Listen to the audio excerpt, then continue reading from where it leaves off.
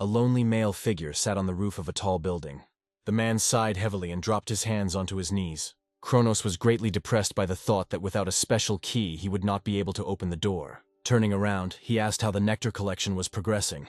Another man who had climbed up to the roof came closer and said that the Seven Stars Society had already begun to act. Afterwards, Zeus asked Kronos whether Gaia and Cylon could really keep their mouths shut. He sighed loudly, holding back his irritation. Afterwards, he looked eloquently at Zeus and said that he didn't care whether they told him anything or not. Zeus responded with a sideways glance and apologized to appease Kronos' anger. He slowly rose to his feet and said that in order to achieve a great goal, it is necessary to make sacrifices. Turning around, he headed towards the exit, crushing the only dandelion flower growing on the roof. And behind him, below, there was real chaos, complete destruction and flames that consumed everything in their path. Kronos passed by Zeus and said that their empty talk about ideals did not concern him, because he was the one who would become the ruler of this world. Our hero's house was also engulfed in flames. Suddenly, thick drops of blood poured onto the wall with family photographs. The man holding the gun in his hand clicked his tongue and said discontentedly that he wanted to resolve everything peacefully. But something always gets in his way. A wounded Gilbert fell to the floor, clutching his wounded shoulder. Olivia, his wife, crouched down next to him, concerned. Gilbert looked up at the armed man with a look of hatred. The captain of the Seven Star Society team rubbed his neck in displeasure, asking not to blame him for this. Then he bent over Gilbert and asked where his daughter was, who had run away with the nectar recipe. He smiled, saying that they wouldn't lay a finger on Alicia. His words made Jake furious. Pointing the gun at Gilbert, the man said he was very sorry that his guys would not be able to see him die. Gilbert still had the same smile on his face, but there was not a drop of fear in his eyes. When the shot rang out, Michael flinched. At that moment, his partner called out to him, saying that their opponents had someone with abilities. Still trying to come back to reality, the hero turned his shocked gaze forward. There was an active shootout and various screams were heard from everywhere. Suddenly, he felt a threat rapidly approaching him. Shaking his head, the hero looked up and was horrified. He saw a deadly bullet flying towards him at high speed. At the last moment, Michael pulled out his blade and held it in front of him, causing the bullet to bounce off to the side. He succeeded, and the bullet flew into the tree behind him. Now, among the tall bushes and trees, it was no problem for him to figure out the enemy's location, and the hero rushed towards him. He assumed that his opponent was at least on the second level, so he needed to be more careful. Besides this, he was haunted by a very bad feeling regarding his family. Suddenly, the sound of a shot was heard nearby again, bringing him to his senses. The enemies began firing, trying to hit Michael and prevent him from getting too close. He stopped and tore the silver chain with his token from his neck, pulling it towards himself with force. Then he swung and threw it straight at one of his opponents. The man aiming at him was unable to avoid this direct attack to the front. So the next moment, Michael cut off his head, rushing past him at lightning speed. With a deft movement, he changed the position of his blade in his palm. Immediately after that, he rushed towards the three men who had their weapons out in front of them. It only took him a couple of seconds and a few quick swipes of the blade to get rid of them too. Quickly finding his main opponent with his gaze, Michael noted that he had not yet managed to fully awaken. A man enveloped in a red aura was rapidly approaching him. He also had a small, sharp dagger in his palm, which he planned to use to attack his enemy. A few moments later, their blades collided with each other, and powerful gusts of wind flew out in all directions. The man managed to knock the dagger out of Michael's hands, which immediately flew to the side.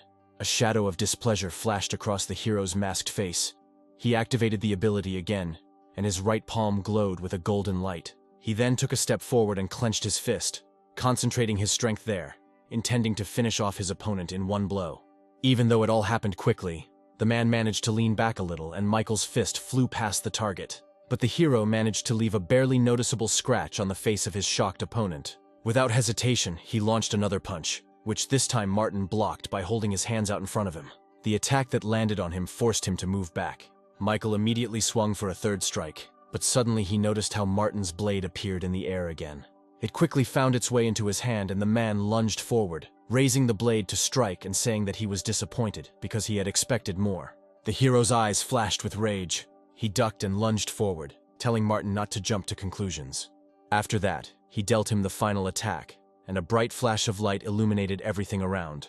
In his sleep, the hero saw two unfamiliar figures arguing about whether Michael could become the key. Although dimly, he managed to make out the face of one of the girls, who said that fate itself would guide him in the right direction. At that moment, the hero opened his eyes, returning to reality. He rubbed the back of his head, thinking that ever since he returned from the States, he had been constantly having strange dreams that resembled memories. Mike turned his thoughtful gaze out the plane window. Looking at his hometown, he couldn't shake off the bad feeling. Having landed, the hero immediately headed to his empty house. He ran his hand over the dusty surface of the table. Afterwards, he went to the locker and opened it, finding his old bag there. He found it strange that the hiding place was open, and thinking about what had happened here, he pulled out the bag. Due to her great weight, she immediately collapsed to the floor. Michael opened it and pulled out his cell phone. He wanted to call his parents and tell them about his return, and at the same time find out what had happened here. With these thoughts, he turned on his mobile, glad that it was still working. A couple of minutes later, his phone started blowing up with a ton of unread messages. With each new message he read, Michael's face became more and more distorted with horror and disbelief. But the last message completely broke his heart, it seemed, into 1,000 pieces. His uncle and aunt who raised the hero died. Now Michael understood what this disgusting feeling had been haunting him all this time. Until the very end, it was difficult for him to realize and accept this fact. Suddenly, he noticed a family photograph lying in the hiding place. The hero slowly reached out his hand to her and took it out. Besides the death of his parents, there was another horrific piece of news that Michael learned. His sister was missing. He didn't notice how the photo fell out of his palm. The hero brought the phone to his ear, dialing the number that had the most messages. There he was once again informed about the death of his parents, and that it was necessary to conduct their burial. Michael immediately rushed to the morgue, where he came face to face with the harsh truth. Salty tears rolled silently down his cheeks. All this time, the hero seemed to have fallen out of reality, performing all actions automatically. Now he stood in front of a cold gravestone in the cemetery. Suddenly all his strength seemed to leave him, and he simply fell to the ground. Only now did the full realization and horror of what was happening wash over him, and bitter tears began to flow from his eyes again. His nails, bitten and covered in dried blood, dug into the ground, crushing the sand beneath them. In an attempt to somehow dull the aching pain in his heart, the hero hit his head on the ground with all his might. He repeated this action several times, before slowly rising and throwing his head back, ignoring the blood that was flowing. On this day, Michael swore to himself that he would find those who killed his parents and make them pay in full for what they did. Absolutely everyone has those days when everything falls apart, no matter what you do. Today was exactly such a day for Anna, and before it had even begun, her weekend plans were cancelled. So now she was getting ready for work, wondering why her boss was so obsessed with one single article. Quickly running out of the house, she checked the time on her phone, hoping that she would be able to buy a ticket. Half an hour later, she was already at the station. Since today was the last day off before the new work week, all the places were taken quite quickly. Luckily for Anna, she managed to buy a ticket for the last available seat and didn't have to wait for the next bus. But the girl's joy was short-lived and lasted only a couple of minutes. Of all the seats on the bus, she was lucky enough to sit next to a strange, ragged man snoring peacefully next to her. He caused extremely unpleasant feelings in Anna. This was justified not only by the terribly strong smell of fumes, but also the fact that he was all covered in mud and even managed to dirty the seat. Suddenly the man jerked slightly and began to snore. Anna covered her nose with her hand, once again horrified by her proximity to this stranger. Sighing, she took her headphones out of her bag. Afterwards, she put them on, deciding that the music would help her distract herself from unpleasant thoughts. Her neighbor continued to sleep, completely ignoring her. As the bus started moving, she managed to relax a little and closed her eyes, not resisting the drowsiness that washed over her. The girl woke up from a sudden shaking and noise. As soon as she accidentally looked out the window, she saw a terrifying picture there. Anna was confused and had absolutely no idea what was going on. Looking around, she saw pools of blood and many corpses. The driver was also dead. The bus they were traveling on had been in a terrible accident and was now teetering on the brink of falling into the sea. Anna grabbed her seatbelt, hoping she could get out faster than they fell. A few moments later, she managed to unbuckle the belt. However, as soon as she stood up from her seat, the bus began to shake. A moment later, part of the ground collapsed and the bus fell down. The girl's eyes widened in horror as she felt herself losing her footing and about to fly backwards. Screaming in fear, she involuntarily reached forward, hoping to grab onto something. Suddenly, she saw someone's hand reaching out to her. A strong hand grabbed the waistband of her trousers, keeping her from falling further. Anna's eyes widened in surprise. The neighbor sleeping next to her saved her by grabbing the luggage lockers above the seats with his other hand. Michael stared at her. The girl couldn't believe that this was the same man whom she had taken for a drunkard and a ragged fellow a couple of hours ago. Anna grabbed his outstretched hand more tightly. Afterwards, she looked down and hesitantly thanked him for saving her. Michael didn't listen to her. his attention was drawn to something else. He saw a broken window near them. In one movement, the hero threw the girl at him. She, knocking out the rest of the glass, flew out. When Anna landed, she hit the hard surface hard. With tears in her eyes, she looked towards the bus and asked in bewilderment what he was doing. Her disgruntled cry was drowned out by a loud explosion that came from the direction of the bus. Anna covered her face with her hands and turned away from the bright flash. As soon as it went out, the shocked girl looked at the bus again. Her eyes reflected a mixture of fear and horror. The bus was falling down. A few moments later, he entered the water with a loud splash. Through the broken windows, water began to rapidly flow inside, lowering the bus further and further. By this time, a crowd of worried people had gathered on the bridge. At the other end of the bridge, multiple cars were also involved in the accident, colliding with each other. Anna was below, and all her attention was focused only on the sinking bus. It was difficult for her to accept the reality of what was happening.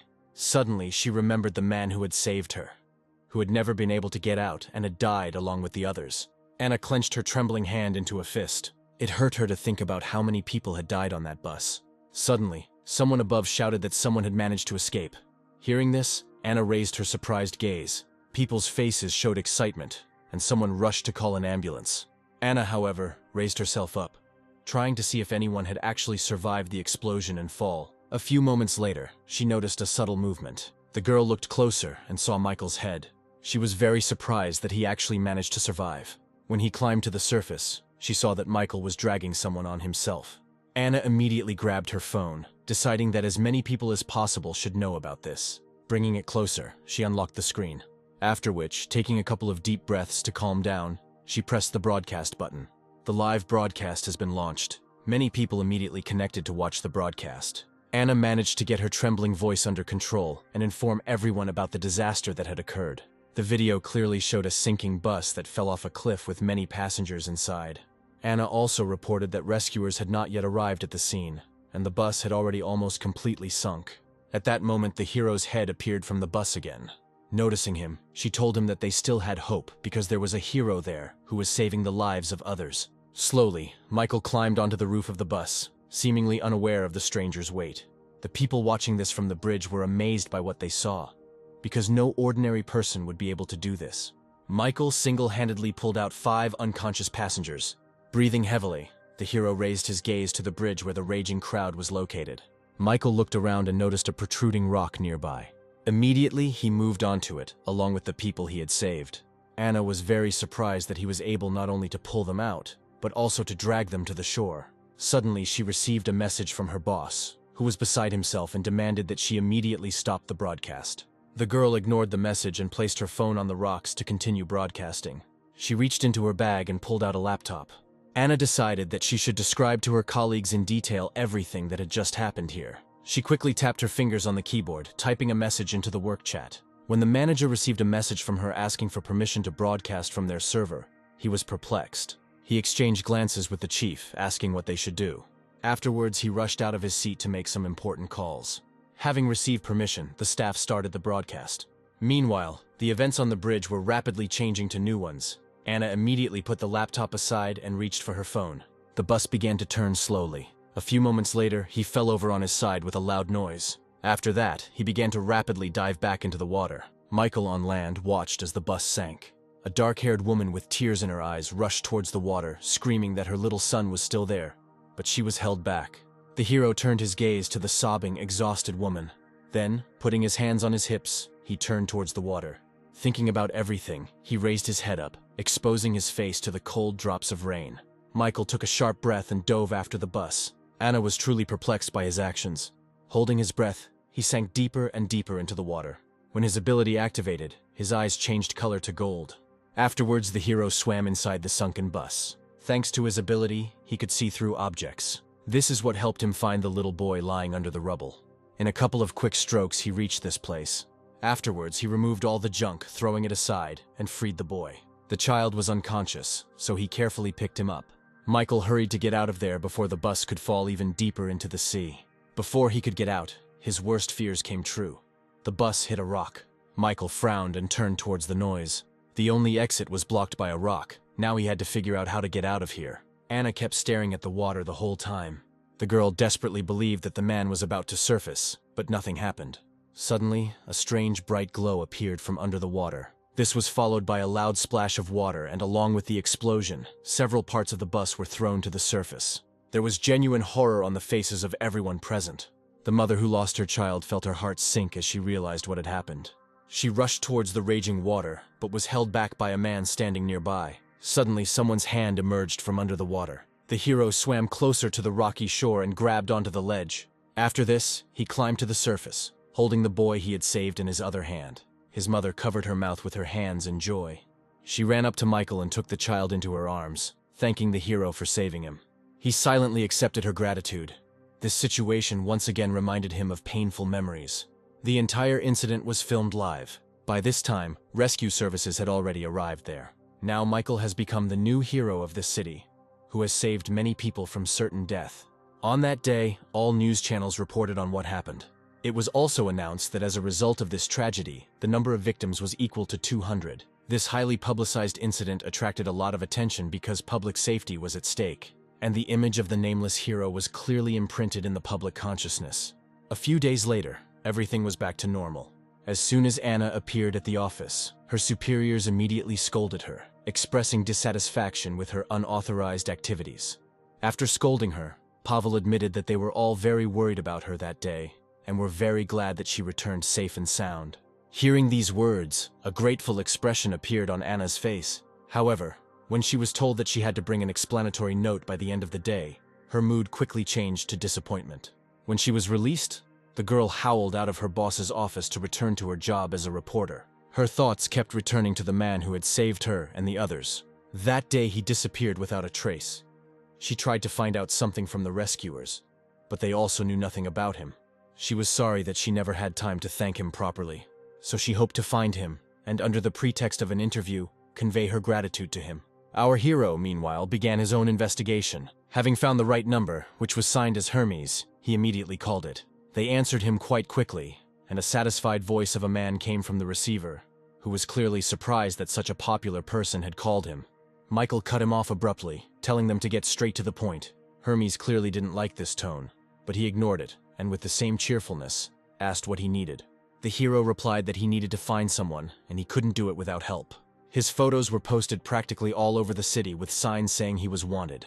The image was blurry, and his long bangs covered his face, making it difficult to find him. Anna and her colleagues continued their search for him tirelessly, and without losing hope, making hundreds of calls. She put the phone down in irritation when she realized it was another scam. The girl leaned back wearily in her chair, having already regretted 1,000 times that she had suggested such a stupid plan. The hope of finding Michael was rapidly fading with each new call. Many people wrote to her and even sent her photos with a similar person, but Anna knew for sure that this was not the one she was looking for. Suddenly she received a new message in her email. It immediately caught the girl's attention. Reaching for the mouse, she opened it and read what was written there. A minute later, Anna jumped up from her seat, grabbing her bag with her, and at the end she warned that she had important business. Thus, ignoring the shouts behind her, she left the office. The reason for her behavior was a photograph from the cemetery, in which Michael was clearly visible. Taking the car, Anna left the city and raced along the deserted highway in the right direction. On the way, she contacted her informant, saying that she would be there soon. Having received more details about the meeting place, the girl changed into the fast lane and stepped on the gas. After 15 minutes, Anna was already there. Approaching the man, she handed him the phone with the photo sent to her, asking if he had taken it. The man took off his cap and replied that it was his photo. He said that he saw this guy a couple of months ago and remembered him because of his eccentric behavior. This guy brought a whole bunch of alcohol to the grave and then sat down opposite it and drank heavily. Having learned the details, Anna approached the indicated grave. Now the situation became a little clearer for her. This grave was dug in June, and immediately after that the tragedy with the bus happened. At her first meeting with Michael, Anna rushed to conclusions, assessing his terrible appearance and the smell of fumes. Now she felt ashamed of her thoughts, because she couldn't even imagine that he had such circumstances. Emerging from her thoughts, Anna asked the man if he knew who this grave belonged to. She also asked where she could find the person who had bought this burial site. All this time, the news channels were broadcasting news every day about the search for a mysterious hero in order to reward him. All passers-by and drivers could see this news on screens posted everywhere. Our hero was just now walking along one of these streets, listening to news about himself. He thought that all this searching was being done only because of his strength, but now his body was far from being in the best condition. All this time he was conducting his own investigation, even set up a few traps. Michael was sure that there was some major sponsor behind his enemies, although he didn't yet know who exactly. So he decided he would let them get to him, and only after that will he beat all the information he needs out of them. Namely, information about his missing sister. Noticing the building he needed, Michael stopped. Suddenly he heard someone's cry for help, which caught his attention. He immediately turned towards the sound to find the one who was asking for help. For a few moments he stared somewhere in front of him. When he finally found what he was looking for, an evil grin appeared on his face. There was a gathering of bandits on the next street. Some men in black suits stood a little further away, and some grouped into small companies. One of the men, holding a cigarette in one hand and a bottle of alcohol in the other, asked what had happened to the girl they had caught. The man standing next to her replied that they drugged her and sold her. A group of men a little further away were also quietly discussing drugs. The girl they managed to catch that evening was lying unconscious on an old sofa. Feeling someone approaching, she woke up and opened her eyes slightly. A strange man was hovering over her, smiling and saying that they would now have a lot of fun together. Then he took a small flask out of his pocket and lifted the girl's face, saying that this dose had cost him dearly. He was distracted by someone's puzzled cry behind him. He clicked his tongue and turned around to check what was going on. A strange guy was approaching them. Several fighters stepped forward with menacing expressions on their faces. The girl even leaned forward a little. Michael tilted his head to the side and said with a grin that everyone was gathered here as if they were handpicked. He walked confidently towards the thugs, saying that guys like them didn't care about anything except satisfying their own desires. Stopping near one of them, the hero asked if he was right. He cursed and took a step back. Then he swung and hit Michael in the face. The man dealt blow after blow, saying that if you don't watch your tongue, you'll have to pick up your own teeth on the ground. The other men smiled at each other. They knew perfectly well how it would all end, and they even felt sorry for the boy. The man got too carried away and gave in to his emotions. Just when Michael was getting fed up with what was happening, he caught a fist flying at him. Then he squeezed it with a crunch. His opponent cried out in sharp pain. Others did not expect such a turn of events and were shocked. Another bandit decided to intervene in the matter, attacking Michael from behind. The hero noticed him and quickly turned around and kicked his opponent in the groin. He immediately flew back to the wall, losing consciousness. Having dealt with him, Michael turned back to the crowd. He slowly began to approach the bandits. With a smile on his face, the hero said that they were the first to start a fight, so everything that follows will be just self-defense. Grabbing whatever came to hand, the bandits rushed at Michael. Seeing this, the hero stopped, putting his hands in his pockets, and a satisfied smile played on his face. One of the men got close enough to him and raised his fist to strike. Without taking his hands out of his pockets, Michael took just a step to the side, dodging the blow and ending up behind the man. Then he touched his head and with one push slammed him into the ground. Following this, the hero rushed at him with a dagger in his hand. He dodged the enemy attack again with a smile on his face. Approaching the guy, he grabbed his face with his palm. A moment later, the bandit flew back, knocking down his fellow bandits. This noise attracted the company that remained on the sidelines. One of the men, smoking a cigarette, called out to another man standing a little further away and ordered him to go and deal with their guest. He replied that everything would be done. After that, he headed towards Michael. What he saw was enough for him to understand that this guy was far from simple. He froze a couple of meters away from him with frozen surprise on his face. The hero dealt with absolutely all the guys who rushed at him. Paul found it hard to believe that what had happened was real. He asked Michael in bewilderment who he was anyway. He grinned and replied that he was just a passerby who was just passing by. But the noise coming from here caught his attention. The man clearly read the mockery in his voice and, clenching his fist, rushed at Michael, shouting that he shouldn't get cocky. Then he struck a blow, which the hero successfully dodged. In response, he kicked the man in the stomach. The next moment, his hand grabbed Paul's head. His other hand clenched into a fist. The man flew back 10 meters from his blow. As a result, he crashed into one of the containers with a bang. After that, under the frightened gaze of others, he unconsciously fell to the ground. Coming to his senses, one of them grabbed a bottle of alcohol and shouted that Michael would not live. The next moment, he and his comrade rushed at him, but our hero dealt with them without much difficulty. Less than a minute later, they were also lying unconscious, like all the other bandits. Suddenly, Michael heard the noise of a car engine behind him. He turned around slowly. A few meters away from him, someone actually started a car. You could tell from the man's face that he was scared to death. He floored the pedal and charged forward towards Michael. He remained in place and watched the rapidly approaching car. Activating his ability, he kicked the hood of the car, causing it to stop. The guy sitting behind the wheel crashed face first into the cracked glass. A satisfied, predatory smile played across Michael's face. He swung, broke the glass, and extended his palm towards the guy.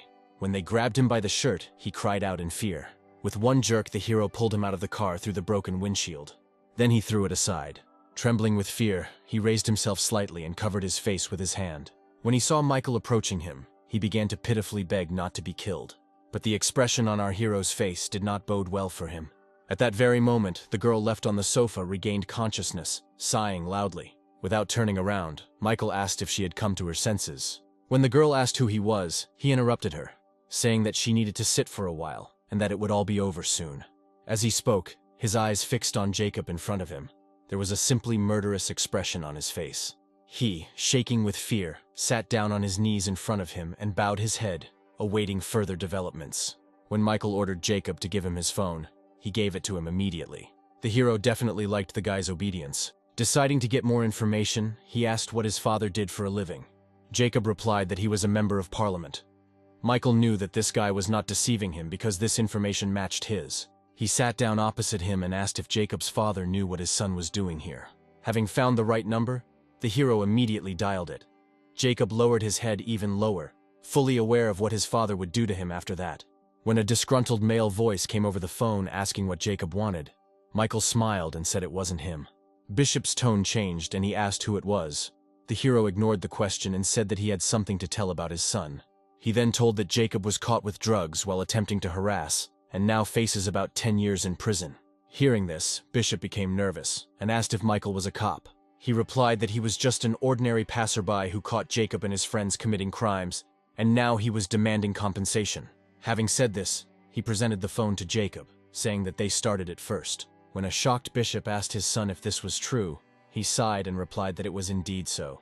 Michael also added that he has a recording of Jacob trying to hit him with a car while drunk. As soon as he mentioned the witness, the man asked how much he wanted, and the hero replied that 100 million should be enough. When the man said it was too much, Michael said he would upload the video online. He then added that it would not be difficult for a big shot like Bishop to put pressure on news sources and buy up all the information. Listening to Michael's speech, Jacob shook even more. The man said he would prepare the money. The entire amount would be paid in untraceable bills in bundles of $100 bills. A joyful smile lit up the hero's face, and he said that in that case they would meet at this place tomorrow at 6 in the morning. Having dropped the call, the hero threw the phone back to Jacob. Then he turned to the girl sitting on the sofa and apologized for keeping her waiting. Michael said he understood her desire to go home now, but if she did so at that moment, she would have nightmares for the rest of her life.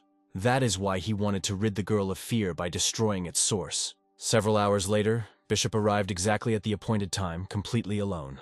Getting out of the car, he walked up to Michael and handed him the bag. The hero opened it and saw that it was filled to the brim with the promised bills. He pulled out one of the packs and put it in his pocket. He threw everything that was left along with the bag to the surprised girl. She looked at the money with disbelief and thanked Michael for it.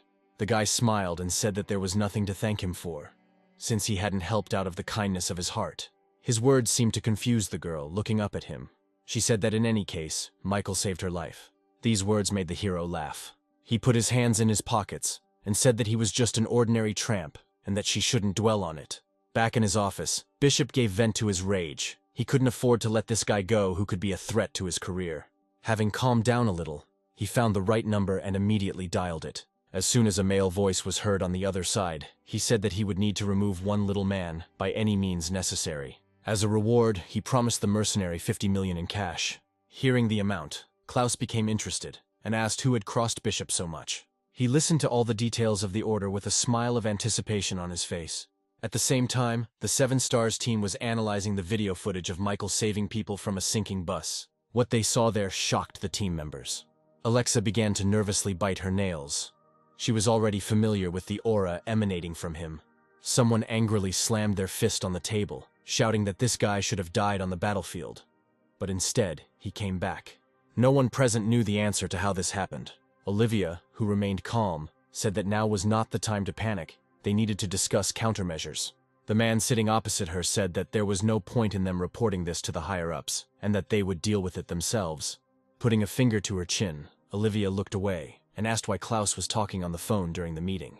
A few moments after her remark, the man ended the call, after which he explained that he was simply carrying out Bishop's orders, since his son had gotten into trouble again. Suddenly, Philip intervened in the conversation, saying that they were just wasting time. Now they were gathered for an important matter. Then he looked at the article on the internet and asked his colleagues what they thought Michael would do next. Ethan ruffled the ends of his hair, saying that with his character, Michael could break into their headquarters at any moment. Still nervously biting her lips, Alexa whispered that he was far from stupid and was probably already looking for allies to join forces. This thought frightened her even more, because if Michael found allies as strong as he was, they would not be able to cope with him. Meanwhile, Anna finally managed to find out where our hero lives. After some time, the owner of the house finally came out to meet her. Anna immediately admitted that she had been looking for him for a very long time. When he asked how she found this place, the girl replied that she had been coming here for a very long time, and only today she managed to find him here. Michael leaned against the doorframe and folded his arms across his chest, asking what she wanted. She waved her hands when the guy said that if she wanted an interview, she wouldn't get it. Anna hesitated to answer, lowering her head. She thought about how, working as a reporter, she often said things she didn't want to. So this time she decided to do it differently, and looking up, admitted that she wanted to thank him sincerely. Michael's eyes widened in surprise and her face flushed. Noticing the phone in his hand, the girl snatched it, saying that he helped her, and didn't even leave his phone number. The hero watched in bewilderment as she brazenly rummaged through his phone. Suddenly something caught her attention. Looking through her contacts, she found it strange that they were all sorted by who I was calling, who I was answering, and who I was not answering. Anna looked up at the guy and asked what the difference was between the groups I call and who I answer. Snatching his phone from her, Michael replied that the only difference was whether it was you calling or someone calling you, and who to contact first. When she asked if this meant that the people from the first group were important to him and the rest were not, the hero remained silent. Anna felt awkward that she might be overdoing it with her questions. The hero sighed and rubbed his neck, answering that it wasn't quite so. It was just that the challenge of the first group could not be ignored. Realizing her mistake, the girl said that in that case it would be worth transferring her number to another group. But Michael smiled and replied that it was okay, because if you didn't pick up the phone from someone who was looking for you on purpose, you could lose a lot. Seeing his smile, Anna thought that he became like a different person. So the next moment she invited Michael to a cafe as a thank you. The hero saw no reason to refuse, and so now they were both sitting inside a cozy cafe. They were under secret surveillance all this time. The man who parked in front of the cafe kept his eyes on our hero. Taking the news clipping with the hero's photo attached to it, he checked the data again. A smile appeared on his face as his target was discovered so easily. A couple of hours later, our heroes left the cafe and Anna, having caught the first taxi, got into it. As she said goodbye, she waved her hand at Michael, saying that they would keep in touch if anything happened. As soon as the car started moving, the girl praised herself for not only thanking him, but also treating him to coffee. The sudden memories of their walk and conversations left her stunned. Anna hit her head on the glass when she thought about how it felt like a date. All this time, Michael watched the car as it drove away. As soon as the taxi disappeared around the corner, he turned his gaze to the side, asking who they were. Adam and his guys came out of the shadows, saying that Michael shouldn't worry because they weren't criminals. Then he handed him his business card and explained that they were from a detective agency. Now they needed Michael's help in a matter related to an impending attack on students, a message about which they had recently received. The hero took the business card extended to him, after which he smiled contentedly and replied that he was ready to cooperate with them. Michael followed Adam into a nearby park, listening to the victims claim they were suddenly attacked from behind. Cleaning his ears with his finger, the hero suggested that they could have done the deeds themselves and simply hired someone to portray themselves as a victim. Adam paused slightly at this suggestion. Then he turned his gaze to the guy, telling him that he had two pieces of news, good and bad. The first is that their client had asked them not to kill him. The men following them surrounded Michael on both sides. Adam himself took out a loaded pistol. Pointing it at the hero, he said that the bad news was that Michael had already managed to get on his nerves. Not a drop of fear flashed across the hero's face. He only said that he would like to ask something. Adam chuckled and asked what he wanted to know. The hero took his time with his question and carefully turned his appraising gaze to the guards. After returning it back to the gun in Adam's hands, he asked if they had reported to their client that they had already caught him. When he replied that they would kill him first and then report everything, Michael's lips spread into a wide smile. His eyes instantly changed color to gold, and he said that this would make his task much easier. Such a reaction could not fail to be confusing. Quickly regaining his composure, Adam shot the guy in front of him. But no matter how much he shot, Michael easily dodged each of the bullets, reading the enemy's movements in advance. As soon as he got too close to Adam, he shuddered in horror. He stepped back, holding the pistol in front of him. But when the man realized that there were no bullets left, he decided to switch to his fists, which our hero also avoided.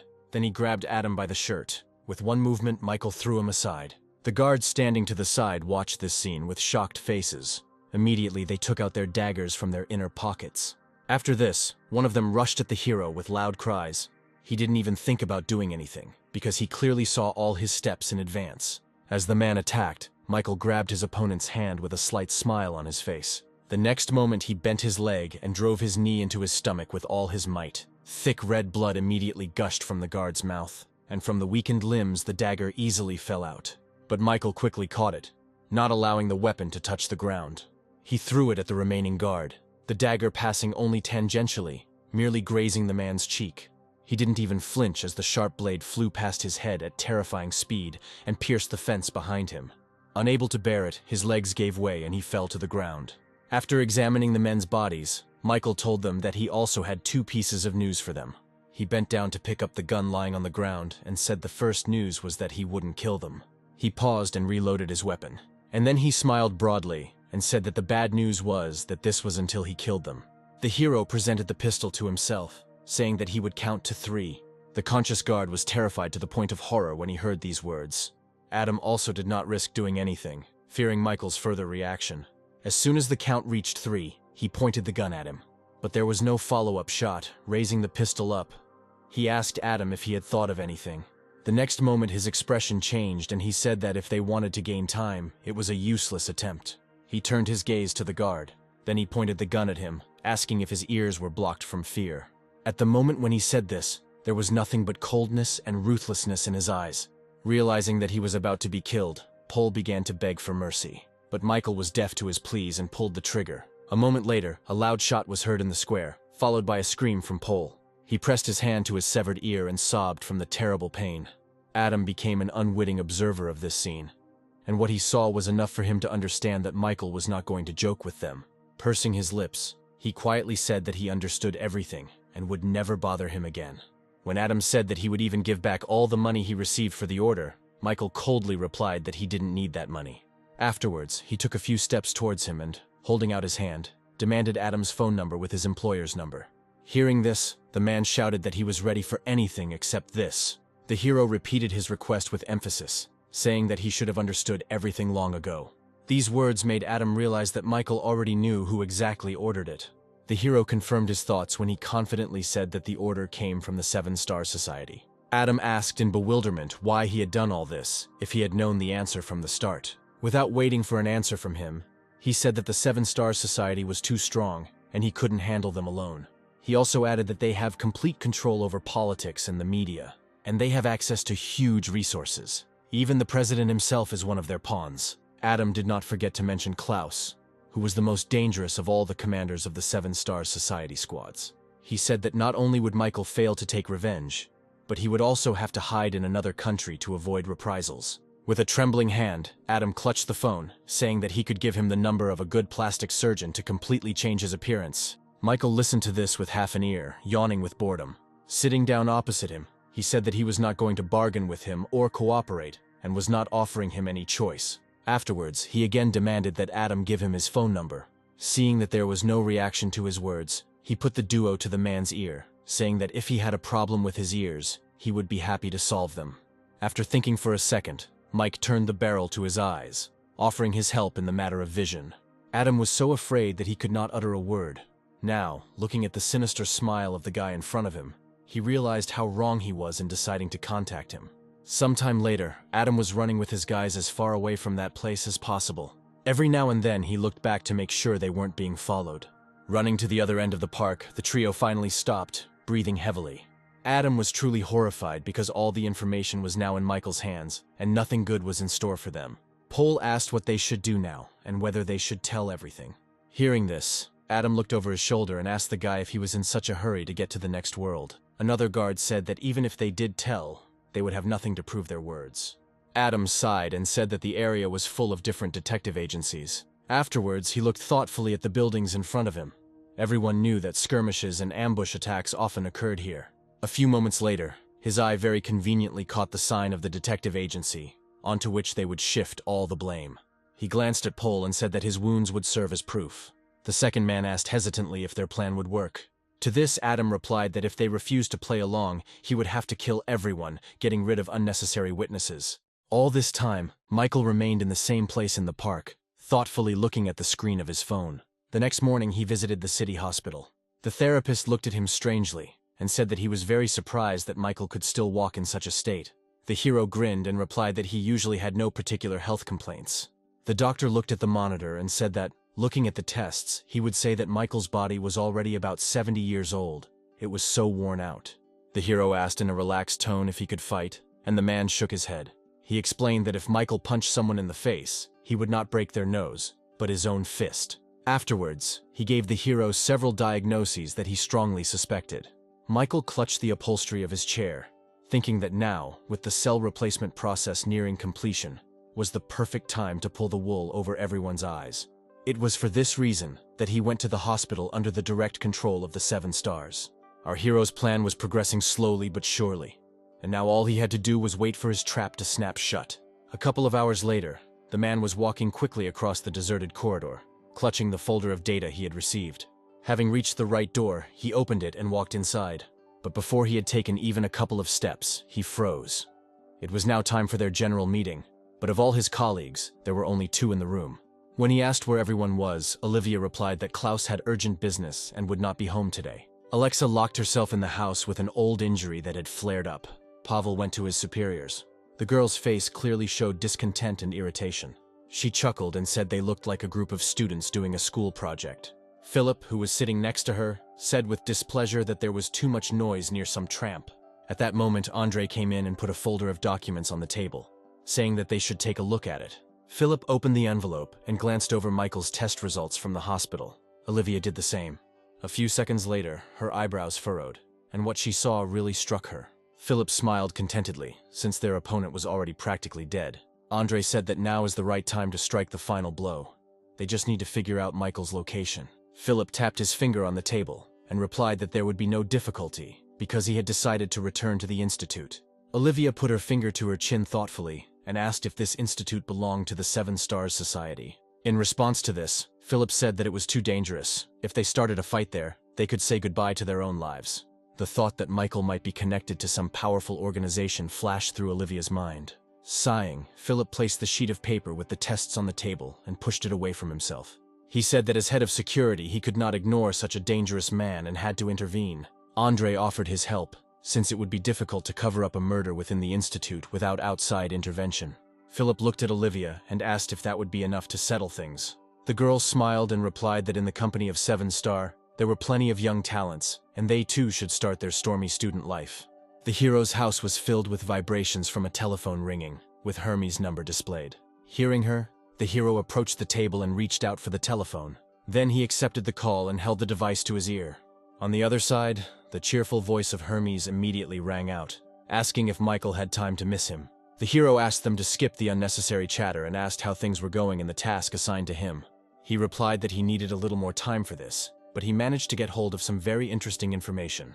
When Michael heard Hermes' name, he frowned and asked if the girl was safe. Hermes hesitated, considering what he should say. Afterwards, he said that it would not be easy to get to her, because an ordinary person would not even be able to get close to this place.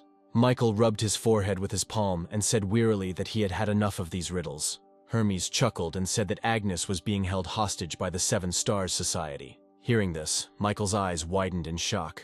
It took him a few seconds to digest the information he had just heard. As the front door slammed, Hermes' laughter came from the phone left on the table. Smiling broadly, he said that Michael should hurry towards his own death. Without sparing himself, the hero rushed at full speed through the blocks. Very soon, night fell on the city streets, and lights began to come on in the windows of houses. While in his office, Klaus was talking loudly to someone on the phone, standing with his back to the girl huddled on the sofa. He sighed and said he could use a couple of extra guards. The man argued that if his interlocutor suddenly found himself in a deadly situation, he would no longer need security guards. After that, he hung up the call without taking his eyes off the screen.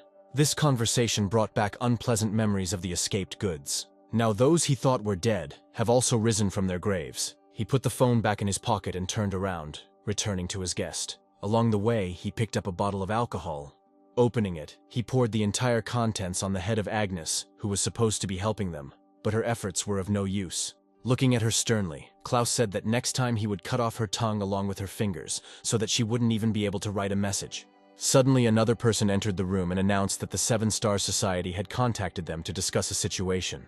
Without taking his eyes off the girl, Klaus asked her to tell the man that he would arrive soon. Afterwards, he ordered that Agnes be closely watched and taken away somewhere far away from here. As soon as the man left the building, his subordinates immediately began to carry out the order and were now trying to get Agnes into the car. Call, standing to the side, said with displeasure that she should have sat quietly, and then no one would have touched her. Suddenly, some guy called out to them and asked what was going on. When the girl saw him, a shadow of recognition flashed across her face, followed by surprise. Call turned towards him and asked with displeasure who he was. Taking a step forward, Michael replied that he was just a passerby passing by. A mocking grin appeared on Call's lips, and he asked if he was just another drunk begging here. Instead of answering, Michael walked up to the man and reached his hand towards his face. What happened next shocked both the guards and the girl they had been holding the entire time. Right before their eyes, Call was thrown more than 10 meters to the side with one blow. Afterwards, he hit a trash can, leaving a dent in it, and passed out. And Michael said that he now looks more like an alcoholic. His colleagues could hardly believe what had happened here. Justin was the first to recover from the shock. The next moment he rushed at Michael, cursing loudly. But the hero easily escaped the attack, saying that he had managed to come up with a good legend about the alcoholics for them. Then, with one movement of his hand, he threw the man onto the hood of the car. All this time, another guard standing to the side took out a dagger and also attacked. Michael stepped aside and then grabbed him by the hair, pulling the man back. He turned the guard to face the same car. After taking a couple of steps forward, I hit his face on the hood. The hero repeated this movement several more times until a bloodstain appeared on the hood. Only after that did he stop, and raising his head, looked into the guard's face, which had turned into mincemeat, saying that it suited him better that way. But the man could no longer answer him, and he simply let the poor fellow go. Hearing footsteps approaching him, Michael immediately looked in that direction. Agnes came out from around the corner and asked him with tears in her eyes why he had shown up so late. Michael was next to her in a couple of steps and took her hand in his. Not daring to look at her, the guy apologized to her, saying that it was all his fault. The girl also looked down and said that Alicia was now in a neighboring country somewhere in the north. Michael asked, puzzled, what she was talking about. Agnes explained that she heard Klaus talking about it on the phone. After finishing the conversation, he threw his mobile phone at the wall. He didn't like that everything was not going according to plan, because they even removed the parents of the runaway girl. The man was on the verge of rage. Klaus blamed Agnes for everything, because if she had delayed her even a little longer, the goods would have already been in their hands. Michael frowned. Now he knew that his parents were killed by people from the Seven Stars Society. Coming to his senses, he said that now he needed to take Agnes to a safe place. She bit her lip and admitted that her mother was being held hostage at the Seven Stars Hospital, so she couldn't leave so easily. Having said this, the girl snatched her hand from his palm. When Michael promised that he would save them one day, she smiled sadly and said that as long as she was with them, the Seven Star Society would not touch her. Regret was evident on the hero's face, but a moment later his look changed, and he said that he had a couple of things that needed to be dealt with right now, and one of them was the resumption of his student life. By this time, the results of Michael's examination had reached further into the hands of the Seven Stars members. The assistant standing in front of him, the head of the intelligence department, said that in order to remove Michael, they were using a loophole in the law. Cedric pushed the results aside and asked who they planned to send to do this. Pavel smiled and replied that 2 people would be sent with the second stage. Cedric folded his arms across his chest and asked if there was a chance they would wake up, to which Pavel replied that there was a chance. Hearing his answer, Cedric said that the matter was not the most difficult and there should be no problems. The next morning, our hero went to the institute. There, an old friend attacked him with a lot of discontent. Michael looked away and said wearily that listening to Thomas's screams had made him feel nostalgic. Having finished his endless monologue, Thomas massaged his forehead and asked where Michael had been for the past 5 years. The hero replied that he went to study abroad and met new people. When Thomas asked if he had any shady dealings there, memories of minor teasing flashed through Michael's mind. But by the time he returned, a lot had already happened. He replied to his old friend that there had been no such dealings, but his old friend immediately suspected him of lying. Deciding to change the subject, Michael looked down the hallway and asked what it was. Thomas explained that the guys in black were transfer students and also members of the Rye group. Michael asked with hostility if they were really acting like a mafia right here at the institute. Looking at them, Thomas said that it would be better if they really just pretended, because international relations in the country are currently strained. He said that oil is being replaced by a new fuel that can be used to improve the human body to an awakened state. The producer of this fuel was Korea, so the percentage of awakened people in their country is simply enormous. And now various underground organizations are also getting involved in this. So these transfer students are here supposedly for cultural exchange, but in reality they are just spies. Concluding his words, Thomas said that these guys are the local mafia. In the end, he added that the group is very well known in the northern countries. Along with them, there were two other famous groups, Clean Stream from the country in the east and Hanran from Korea. Their main law was the rule of duels. If something was not liked, it was immediately resolved by fighting. Michael was distracted from his conversation with Thomas when someone called out to him. Looking up, he saw a guy towering over him, who angrily informed him that he was in the way, standing in his way. In response to this statement, he only chuckled, after which he took a step forward towards the unfamiliar guy. At that very moment, another guy stepped in between them, telling Fried that he shouldn't have been lifting so much to avoid such problems. These words of his made the guy lose his temper, and he swung his arm to strike, saying that in paradise he should have been taught to sit silently. Intercepting his blow, Pierre replied that they had been taught this, but a little differently. Afterwards, he turned his gaze to Fried, saying that it was only worth staying out of trouble in those cases when the kids decided to play at being adults. The escalating fight was interrupted by a girl who approached them and told them to stop. Looking at Frida, she asked if Hanran was really so eager to upset the balance. Meanwhile, Pierre's attention turned to Michael. Pointing at him, he said with contempt in his voice that he was either fearless or simply insane. The hero did not understand what caused such a reaction towards him, and pointed at himself with bewilderment on his face. A girl passing by told the others that they shouldn't pay attention to it because Michael was only worthy of watching himself being eaten alive. Then she turned her gaze to him, calling him worthless trash. Michael looked at the boys with disapproval, saying that interesting things were happening at elite institutions. Suddenly, the boys heard someone's excited voice approaching them. Ivan, who stopped in front of them, was the president of the student committee. Thomas patted the out-of-breath boy on the back, saying that everything was okay and they were fine. The guy stared at the table and apologized for not being seen in the best light. Michael didn't really listen to him as he talked about how the committee created to protect the students was now completely useless. When Ivan looked up at him, he assumed a feigned boredom. With enthusiasm in his eyes, the boy called Michael Mr. Advisor and asked him to take care of them.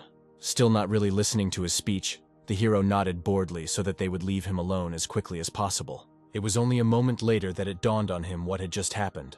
Noticing his stunned expression, Ivan rubbed the back of his head uncertainly and said that he thought that they had already told everyone.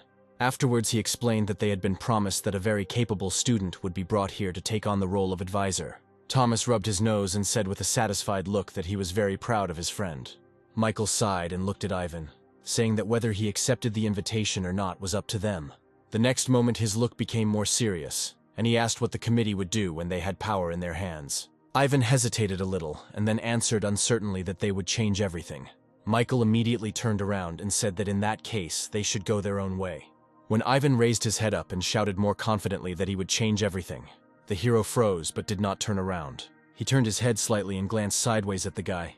He looked at him and said that when he gained authority, he would at any cost turn this place into an establishment that he could be proud of. Afterwards, Michael continued on his way, a satisfied smile playing on his face.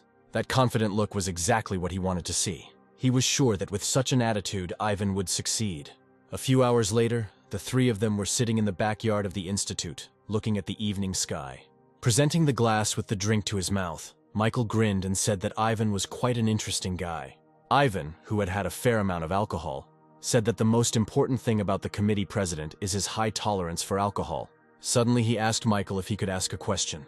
He flinched slightly when Ivan asked how he met Mr. K. The mention of that name brought back old memories of high school for Michael, and about the guy lying motionless at his feet. That time was full of dark moments that he remembered for a long time. Looking around at the students lying on the floor, he said that they were very impudent when they bullied the weak, but in reality, they were worthless. About a dozen beaten students lay limply on the floor. None of them even dared to move, let alone object to him in any way.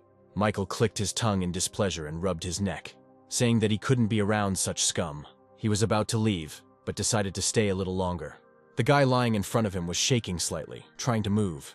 When the hero said that the guy's symptoms were similar to those he once had, a feeling as if his soul and body were being torn to pieces, Kay's eyes opened in surprise. Michael sat down next to him, touched his palm and said that since he had noticed this, he would help him a little. He lifted the guy up a little, helping him sit up, and whispered in his ear that until this process was completed, he would be there and would not let anyone near him.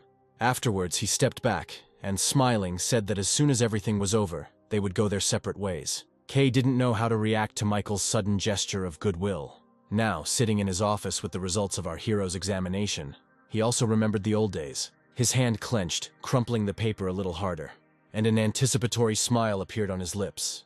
He was wondering what Michael would do next. He remembered that the hero had already gone through the same molt as he had, which meant he should have recovered long ago. And if Michael was able to live to this day, then there can only be one reason for this. Namely, he has already moved on to the next level. He thoughtfully raised his hand to his mouth and began to read the text on the paper again. He already knew that 2 awakened ones from Hanran were already at the Institute, and he had also sent 2 more from the 7-Star Society. Kay was very interested in how it would all end, because the performance promised to be very interesting. He was amused by the thought that very soon he would be able to acquire a guinea pig. Our heroes decided to start the morning with a short jog around the Institute grounds. Sighing, Thomas opened a can of water, saying that he had not expected Michael to agree to the position of committee advisor. But now he was happy for him, because he understood that his friend was desperately trying to find his place in this world. Thomas also remembered very well how much Michael didn't like it when his loved ones were pushed into a corner. Turning his gaze to his friend, he once again admitted how happy he was with his choice. Michael's eyes did not show the same joy, and he said that he had not accepted the invitation for shelter. He just liked the boy's sincerity. Our hero had a great sense of when he was being lied to, and such sincerity was endearing. That's why he likes people who are not ashamed to be themselves and who boldly say everything, looking into the eyes. Thomas chuckled and said that such people were indeed very difficult to find. At that moment, Anna passed by. Noticing a familiar figure, she joyfully called out to Michael. Thomas, who was drinking water, choked on it when he heard this. Michael waved his hand to the happy girl. Thomas remembered his recent words, spoken out of sympathy for Michael, and only now realized that no one needed them. Grabbing him by the chest, he indignantly asked how the hero dared to lead him by the nose when he had already found himself a cushy spot.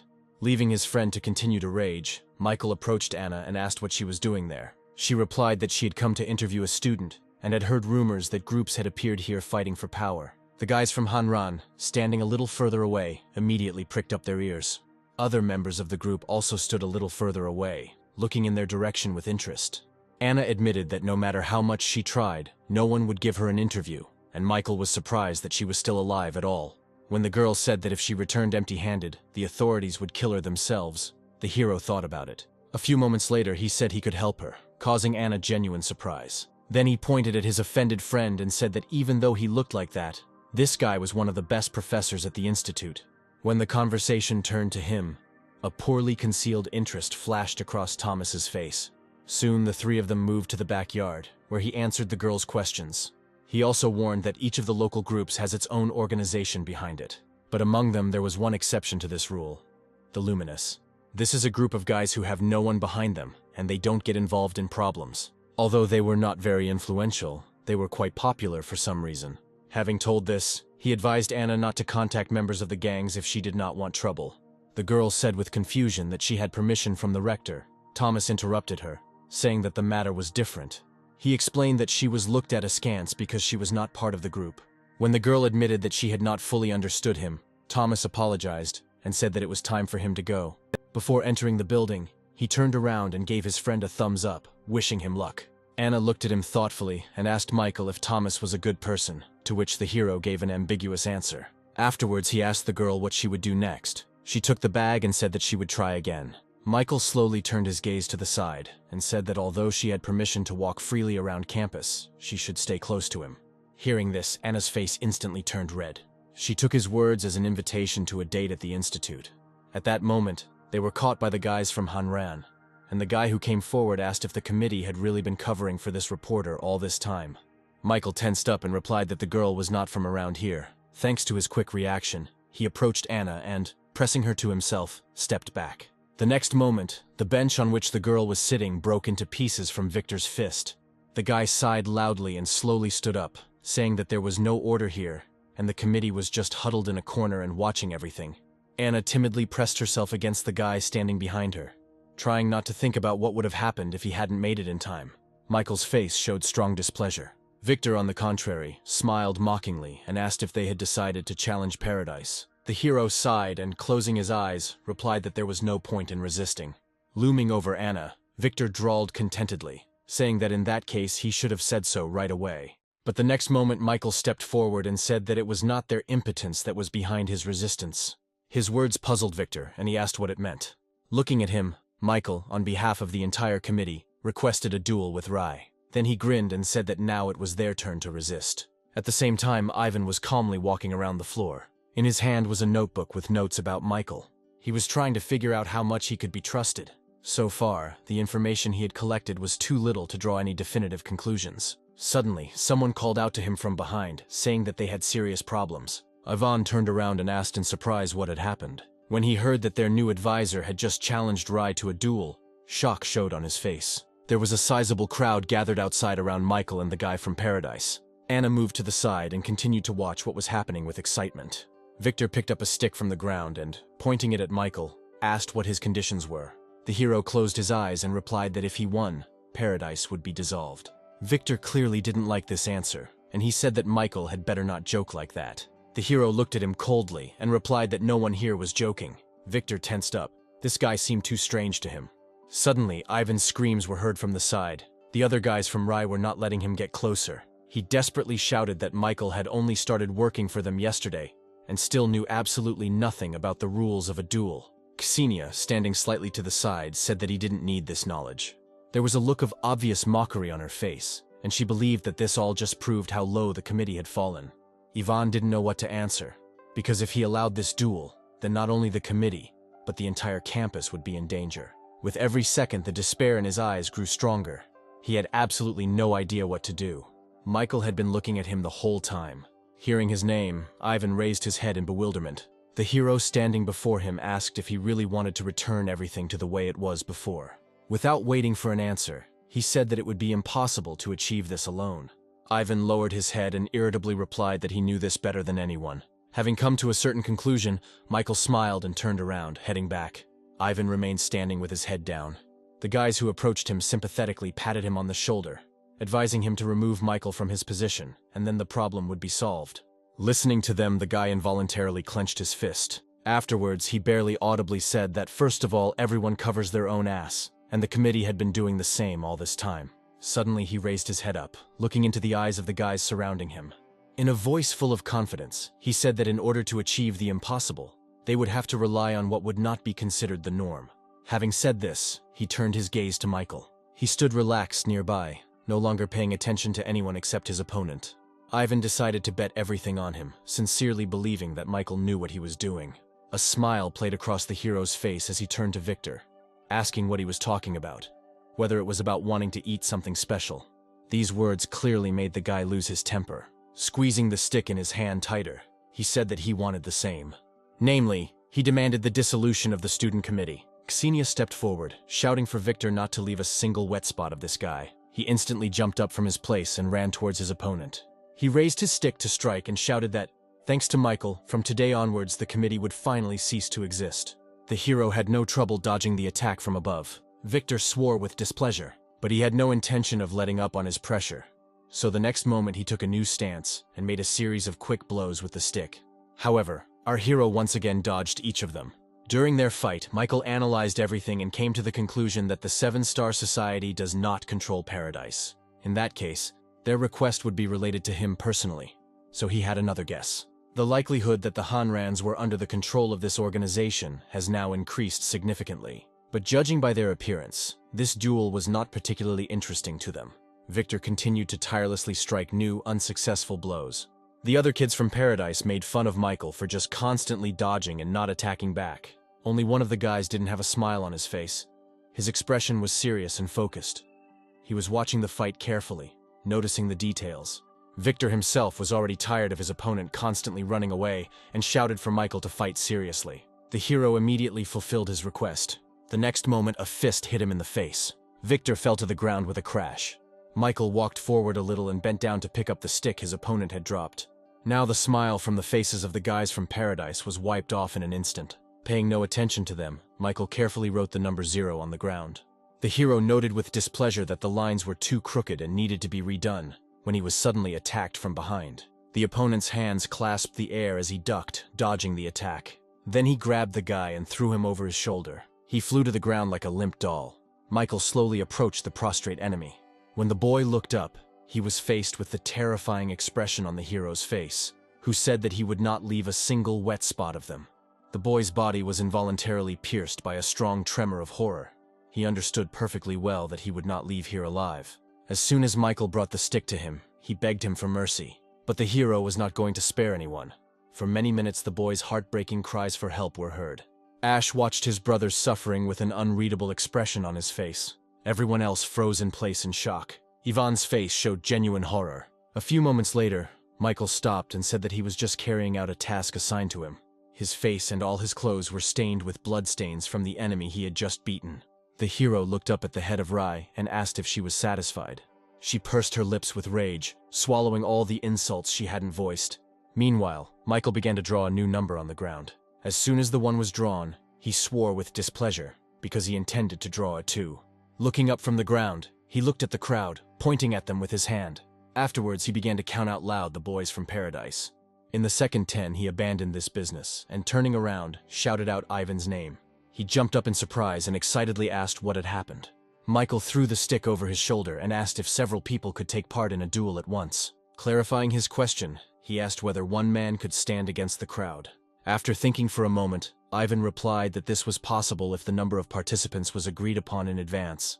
At this point, Michael stopped him, saying that it was taking too long to count everyone, and shouted for everyone to attack him at once. It didn't take long to persuade the guys from Paradise, and they immediately ran towards him in a crowd. Mark reached the hero first and jumped up to strike.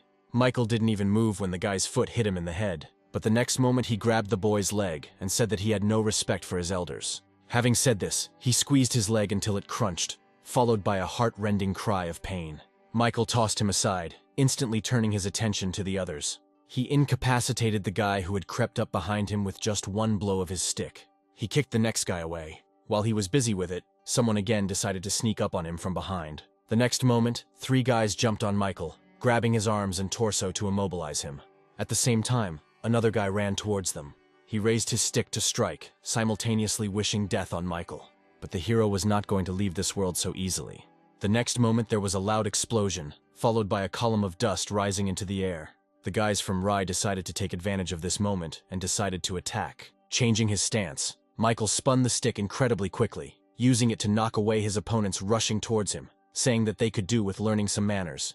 He considered it complete ingratitude that he, as the eldest, had set aside time for them to play, and in response they wished him death and cursed him. As he said this, he hit another opponent on the head, sending him flying. But despite this, the guys rushed towards Michael in an endless stream. The hero dodged the lunging leg, bending slightly. After that he struck, getting rid of him too. There were already many motionless bodies lying around Michael, and he had his hand on one of the guys by the throat. It was at this moment that they decided to attack the hero from above. However, the hero quickly threw the boy away, and with his free hand broke the stick that they were planning to attack him with. Without raising his head, he said that they were completely incapable of anything. Having said this, he turned around and hit the guy in the stomach with his stick with all his might. Losing consciousness, he fell limply to the ground. The remaining 2 rushed at Michael, filled with rage and a desire to avenge their brothers. But the same fate awaited them as the others. Throwing them back, the hero said in disappointment that they had no manners, no ability, no strategy. Afterwards he chuckled, admitting that he expected more from Raya. All this time, the shocked Ivan stood there without even moving. As the memories of Thomas's words flashed through his mind, he realized that he had not lied at all. It happened that evening of the day of their first meeting. Michael kept casting searching glances at him. Suddenly a grin appeared on his face, and he said that Ivan was quite good material. The guy looked up from his drink and looked at him with confusion, asking what it meant. Thomas, who came up to him at this point, ruffled his hair and said that Michael doesn't recognize everyone, and that he can be proud of that. Faced with a blank stare, he explained that this was Michael's way of complimenting people. Then he sat down next to him and asked if Ivan had ever heard the nickname Dirty Beggar. He replied that he had not. When he said that in that case he should tell something, Ivan looked at him with interest. Thomas explained that this nickname is given to someone who has no place anywhere. Such a person is forced to wander forever. Not everyone who gives him alms parts with their valuables. More often than not, it's just trash. This person will always look closely at what he received. He will try to assess how useful this or that thing will be to him. Michael's past fits this description quite well. He was always alone and surrounded by enemies. All he received from the world was attempts on his life, fear, and genuine hatred. But even then he shared all these handouts. Michael got the most out of them and used them to become stronger. The same thing happened with those around him. All people who want to use it are incompetent people, and are immediately weeded out and classified as scum. That's the kind of person Michael was. Thomas sighed, saying that he had always been too critical of society. With one blow, the hero got rid of his last opponent. He fell limply to the ground above the guy towering over him. But Michael didn't allow him to lie there for long. He grabbed him by the chest and pulled him towards himself again. He slowly raised himself into the air, saying that he should open his eyes. Afterwards, he ordered to count the number of bodies lying around. He sent Michael away, saying that he was not going to follow his orders. Our hero didn't like these words at all, and he repeated his order with emphasis, asking if the guy had any hearing problems. He, realizing the hopelessness of the situation, began to count slowly with tears in his eyes. Ksenia was horrified and took a few small steps back. Now in her eyes, Michael looked not like a man at all, but a real monster. Because people are not capable of taking down so many people on their own. She tripped and fell to the ground. She glanced to the side and shouted that it was all because of him. Glaring at Ivan, she accused him of bringing this stranger in from the street. He looked at him with disdain and replied that Michael used to study here, and she should remember her place. The girl clenched her fist in displeasure at his tone. Ksenia was at a loss. All her fighters were defeated, and now she needed to figure out how to regroup and put the society back together. Michael sighed, reminding her that if he won, paradise would be dissolved.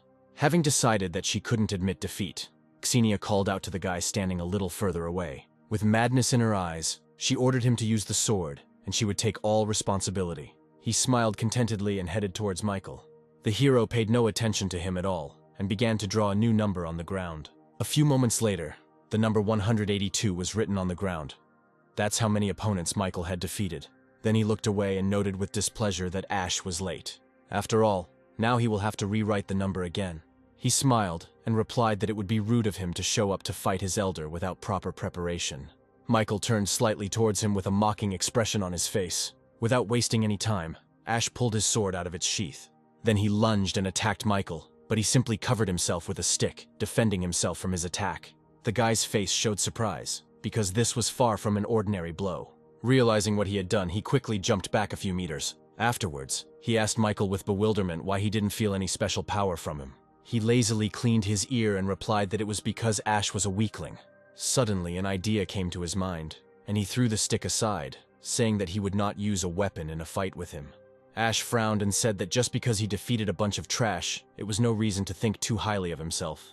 Having said this, he pointed the blade of his sword at Michael. The next moment, he jumped up, shouting that he would be very interested to see if that smile would remain when his blade cut through Michael's face. The hero did not move from his place when the enemy came dangerously close with his sword raised. But when he attacked, he deftly dodged. Afterwards, the hero crouched down and moved closer to Ash. As his fist flew towards the guy, he was once again amazed at Michael's speed.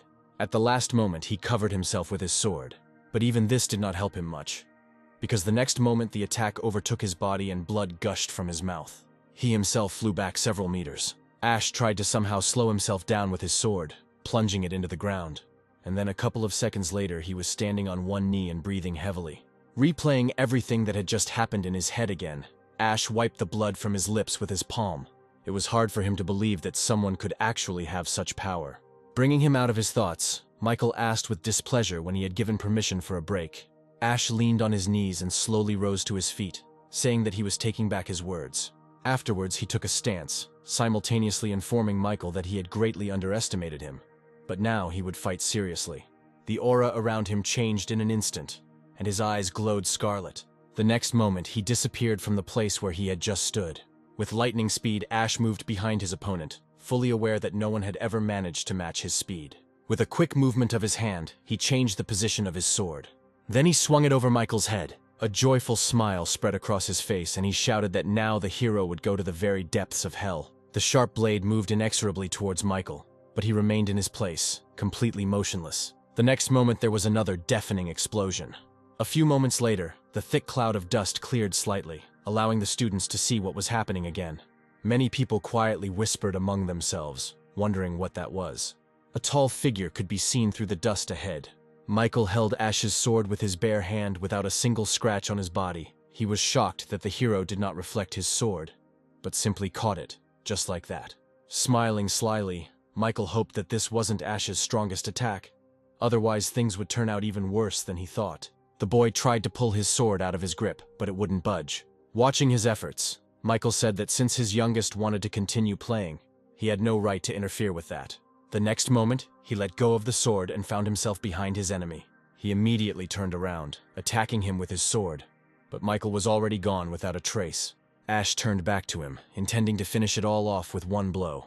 However, everything did not go as he wanted. With one deft movement, the hero intercepted his hand with the sword, stopping him, and the second one grabbed him by the head. Michael slowly lifted the boy high above the ground, listening to his wheezing. With each passing second, the hero's hand squeezed a little tighter. Ash had tears running down his eyes. He was well aware that he was about to be killed. Suddenly, Michael's attention turned to the sword his opponent held in his hand. Noticing its good quality, he snatched it, and he let go of the guy's neck, deciding that this would be enough. Ash immediately fell to the ground like a limp doll, and Michael, without turning around, walked in the opposite direction. He stopped at the number 182 he had written earlier. Swinging his sword, he cut across the surface, drawing the lines he needed. Michael added a tail to the 2, and now it read 183. The hero examined what was left of the sword, and said with displeasure that it turned out to be cheap steel. Seeing no need, he tossed the broken weapon back to the unconscious Ash. Remembering something, he turned his gaze from the guy to somewhere to the side. Afterwards, with a haughty smile on his face, he reminded Xenia of the conditions of the duel. The girl looked around frantically. Every single one of her people was defeated. She expected the exact opposite outcome, but not this one. While waiting for her answer, Michael took a few steps towards her, asking if she had a couple more people in stock. Xenia only raised her gaze to him, blazing with rage, and pursed her lips.